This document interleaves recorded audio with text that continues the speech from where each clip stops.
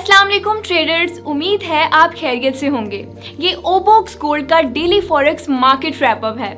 आज के इस वीडियो में हमारे एक्सपर्ट्स आपको कराएंगे लाइव ट्रेड्स और ये भी दिखाएंगे कि हमारे प्रीवियस ट्रेड्स का क्या रिजल्ट आया है। ट्रेडर्स, लाइव ट्रेड में जाने से पहले जरूरी है कि हम मार्केट का फंडामेंटल और टेक्निकल एनालिसिस करें। फंडामेंटल एनालिसिस में इस वीडियो में हमारे एक्सपर्ट्स आपको इकोनॉमिक कैलेंडर के साथ साथ ग्लोबल करंट न्यूज से अपडेट करेंगे और टेक्निकल एनालिसिस में चार्ट्स को स्टडी करेंगे और देखेंगे कि चार्ट्स में हमारे लिए क्या क्या प्रॉफिट अपॉर्चुनिटीज अवेलेबल हैं। तो चलिए चलते हैं हमारे एक्सपर्ट्स के पास और देखते हैं वो क्या कहते हैं।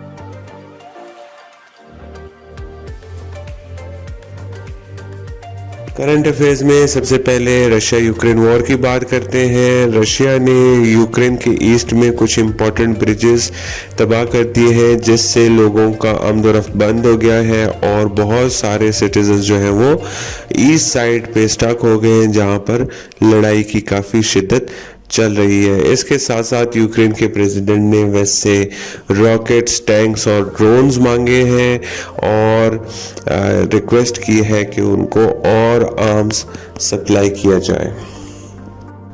अगर हम स्टॉक मार्केट्स की बात करें तो स्टॉक मार्केट्स में S&P 500 इंडेक्स वो -3.88% वो नीचे उसने डिक्लाइन किया है कल के दिन में। डो जोन्स ने -2.79% डिक्लाइन किया है। लेकिन अगर आप फ्यूचर्स की बात करें तो फ्यूचर्स बेहतर रहे हैं। नैस्डैक 100 फ्यूचर जो है वो 1.5% पॉजिटिव में जा रहा है और S&P 500 जो है वो 1.20% पॉजिटिव जा रहा है। इसी तरह FTSE 100 इंडेक्स जो है वो नेगेटिव 1.53% अपने ओपनिंग से डिक्लाइन कर चुका है और लेकिन उसका जो फ्यूचर्स है FTSE 100 इंडेक्स के जो फ्यूचर्स हैं वो पॉजिटिव 0.67% पे चल रहा है। यही सूरत हाल हम एशियन स्टॉक्स में देख रहे हैं। हैंग सेंग इंडेक्स 0.55% नेगेटिव पे चल रहा है और निकी 225 इंडेक्स जो है वो नेगेटिव 1.62% नीचे डिक्लाइन कर चुका है। लेकिन निकी 225 का जो फ्यूचर्स कॉन्ट्रैक्ट है वो 0.45% पॉजिटिव में चल रहे हैं।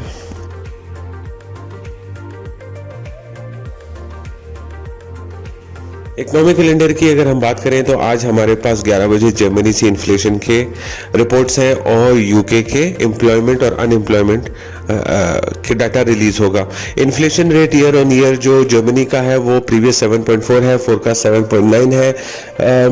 इन्फ्लेशन अगर 2 से 3% से ज़्यादा हो तो ये इकोनॉमी के लिए अच्छा नहीं होता।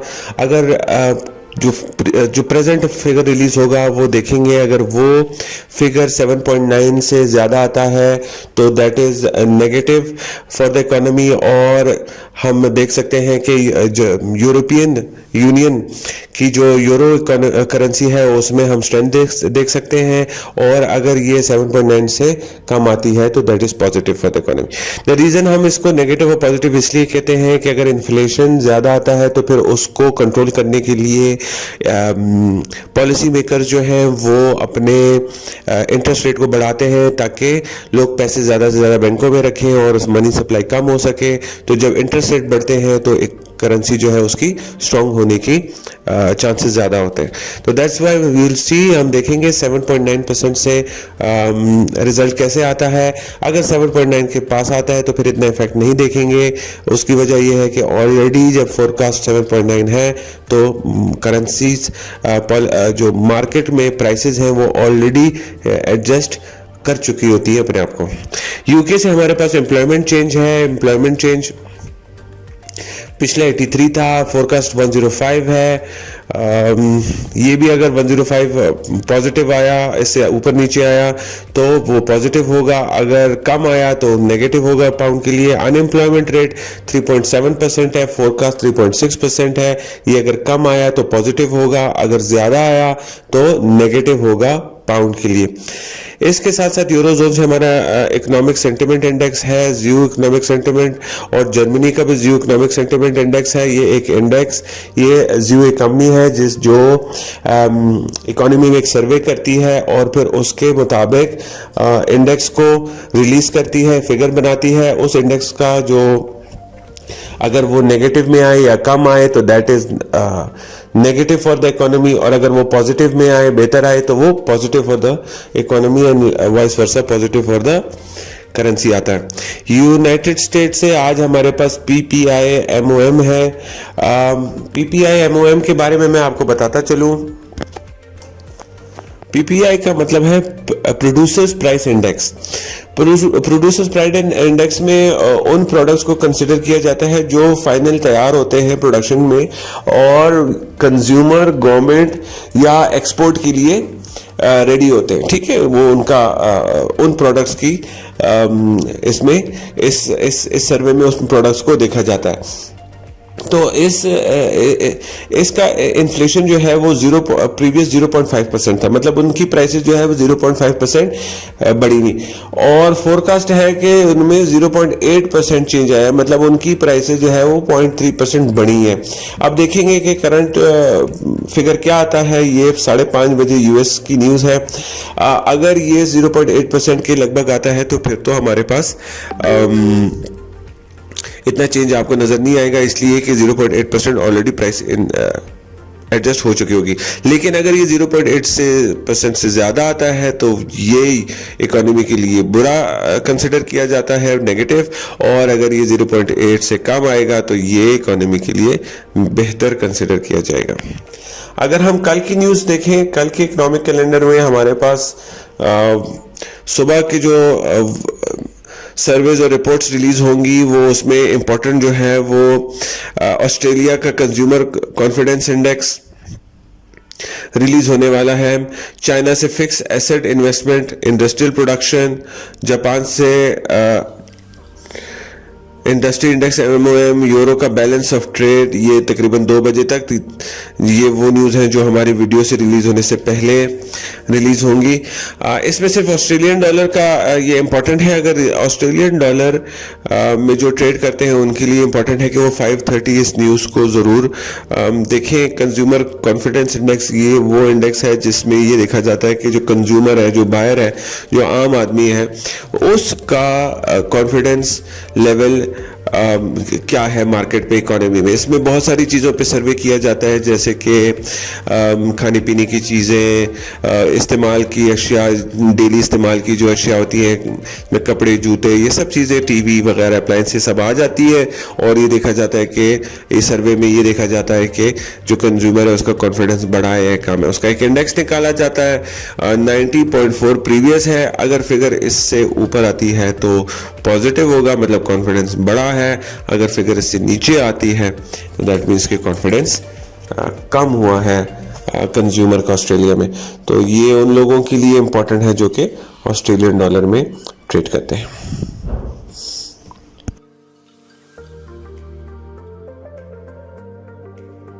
टेक्निकल एनालिसिस में सबसे पहले हम यूरो यूएसडी की बात करते हैं। यूरो यूएसडी की अगर आप डेली चार्ट देखें तो हमारे पास कल के दिन में एक ओपनिंग जो है वो गैप से हुआ और फिर उसके बाद ये नीचे इसने फॉल किया। ऑलमोस्ट ओपनिंग जो थी वो 1.049 1.05 कंसिडर कर ले पे ओपनिंग हुई, एंड फिर उसके बाद लो किया 1.039 1.040 पे लो किया और फिर वहां से ऊपर क्लोज किया। ऑलमोस्ट 1.04 से थोड़ा ऊपर इसने क्लोजिंग की। अब मार्केट जो है वो आज के दिन ओपनिंग ऑलमोस्ट 1.04 से हुई और फिर उसके बाद 1.0425 पे ट्रेड कर रहा है। लो उसने 1.040340 पे ही लो किया। अच्छा, सो बेसिकली मार्केट में 3 दिन से सेल ऑफ आ रहा है, देखा जा रहा है कि थर्सडे, फ्राइडे एंड मंडे जो है तो यूरो यूएसडी ने डाउन ट्रेंड, एक स्ट्रॉन्ग डाउन ट्रेंड शो किया है। और अब आज का दिन थोड़ा सा करेक्शन के चांसेस हैं, बिकॉज जब भी आपके पास 3 या 4 दिन एक स्ट्रॉन्ग ट्रेंड रहे तो उसके बाद चौथे 5वें दिन में थोड़ा सा करेक्शन या कूल ऑफ हम मार्केट में प्रिडिक्ट कर सकते हैं। ठीक है, सो बेसिकली आज के दिन में हम कंसिडर करेंगे कि थोड़ा सा करेक्शन होगा। करेक्शन ऐसे हो सकता है कि प्राइस 1.04 को पीरियड में रखेगी और इससे ऊपर नीचे आज के दिन के लिए पॉसिबल है कि ट्रेड करें। 1 आवर में हम जाते हैं और देखते हैं कि ट्रेड हम बाइंग सेलिंग किस पॉइंट पे कर सकते हैं। सो ये हमारे पास 1 आवर का चार्ट है। 1 आवर के चार्ट में हम जो आज पॉसिबिलिटी देख सकते हैं वो ये है कि मार्केट जो है 1.045 तक और फिर वहां से ये वापस रिटर्न करेगी और अटेम्प्ट करेगी 1.0400 को।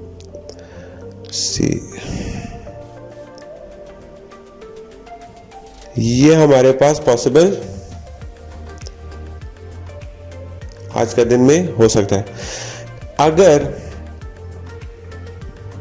इसने कंटिन्यू करना हो अपना तो ये ज्यादा हाई नहीं करेगी और नीचे स्ट्रेट जाके 1.04 को ब्रेक कर जाएगी।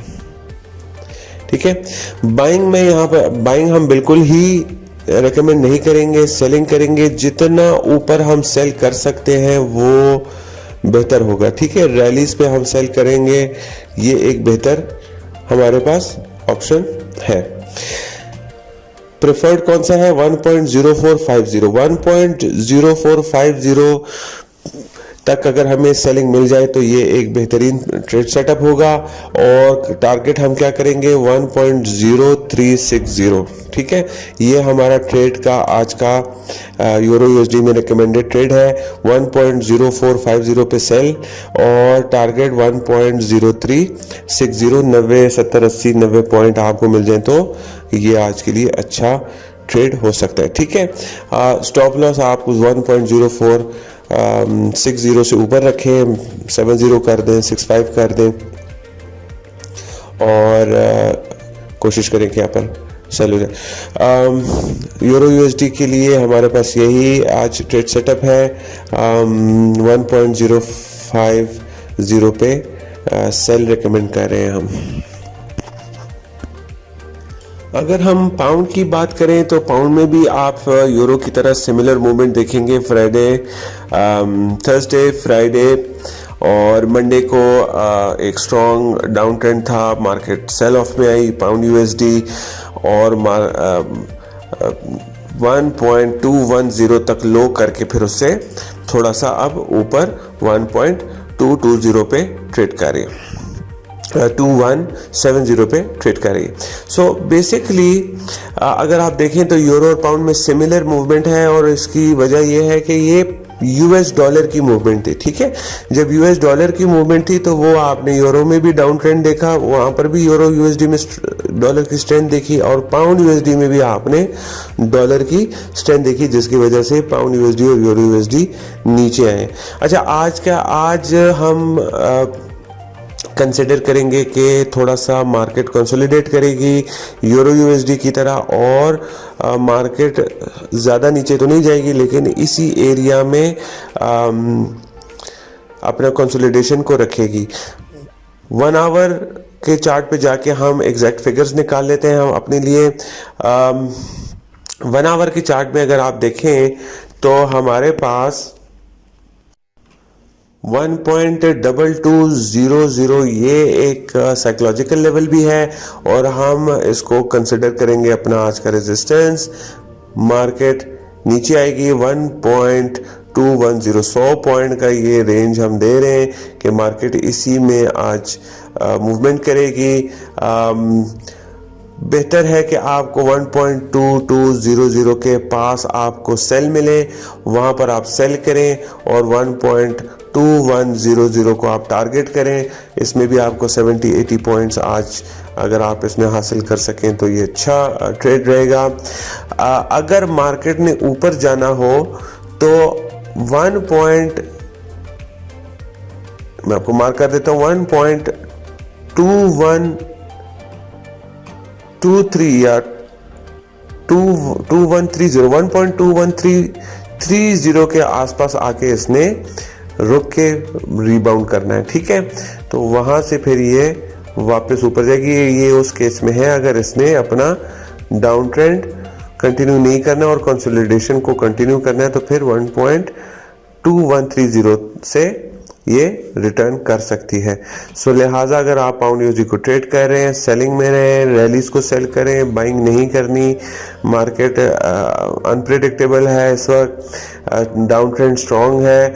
हम सिर्फ आज के दिन के लिए कंसोलिडेशन को रिकमेंड कर रहे हैं, वो भी फर्स्ट हाफ में, may be second US open में शायद चेंज हो जाए, लेकिन फर्स्ट हाफ में पॉसिबिलिटी यही है कि कंसोलिडेट करे, इसलिए कि हमारे पास एफओएमसी और इंटरेस्ट रेट्स की भी डिसीजन आने वाले हैं नेक्स्ट वीक में, आने वाले दिनों में। तो इसलिए ज़्यादा मूवमेंट हम प्रिडिक्ट नहीं कर रहे। मोस्ट प्रॉबेबली ये इसी में रहेगा। आप रैलीज को सेल करें, कोशिश करें 1.2200 के लगभग आपको सेल हो और उसको फिर आप 1.2100 के आसपास आप उसको क्लोज कर दिया करें। इन केस अगर ये ब्रेक कर जाती है 1.2100 से तो फिर आप अपना स्टॉप लॉस जो है वो 1.2150 या 2130 पे ले आइएगा। उससे आपका ट्रेड जो है वो बेहतर हो जाएगा और सेफ भी हो जाएगा। अगर हम गोल्ड की ट्रेड की बात करें, गोल्ड के डेली चार्ट की बात करें तो कल के दिन में हमारे पास एक इसका पहले ये बहुत ऊपर गया था फ्राइडे को, अपने इसने 1825 पे लो करके उसके बाद ये जाके 1870 पे जाके 75 पे जाके इसने हाई किया और क्लोजिंग की।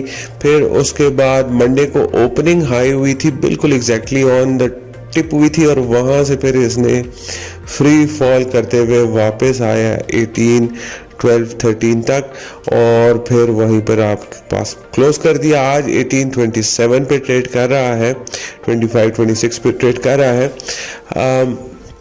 अगर हम फ्राइडे और मंडे की इस मूवमेंट को देखें तो हमारे पास पॉसिबल है कि थोड़ा और नीचे जाए, लेकिन अगर हम 19 मई से इसको वॉच करें तो उसके मुताबिक ये इसी रेंज में ट्रेड कर रहा है जो इसका ऑलरेडी चल रहा है 1870-80 और यहाँ पर 1807-10, ठीक है। 10 आप ले सकते हैं। 1810 से लेके 1880 के दरमियान ये रेंज को कंटिन्यू कर रहा है। तो मे बी पॉसिबल है कि आज ये थोड़ा सा एक और लो करने के बाद वापस अपने इस रेंज में एंटर हो जाए।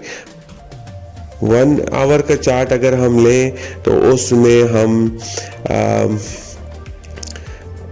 ट्रेड करेंगे करंट पोजीशन से 1813 या 1807 को हम टारगेट करेंगे।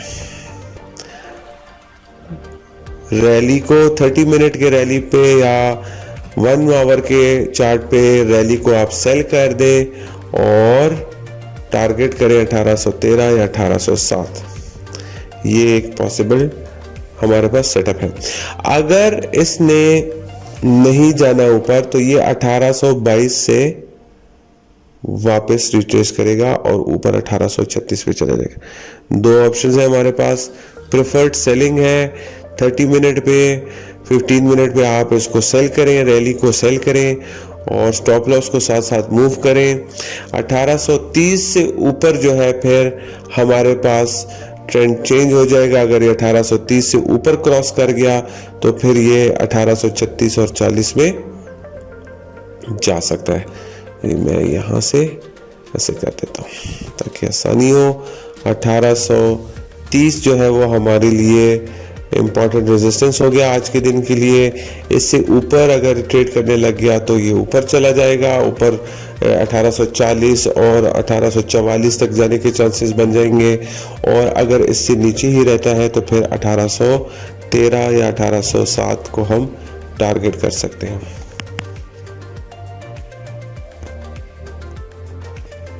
अगर हम क्रूड ऑयल की बात करें तो क्रूड ऑयल जो है उसका लॉन्गर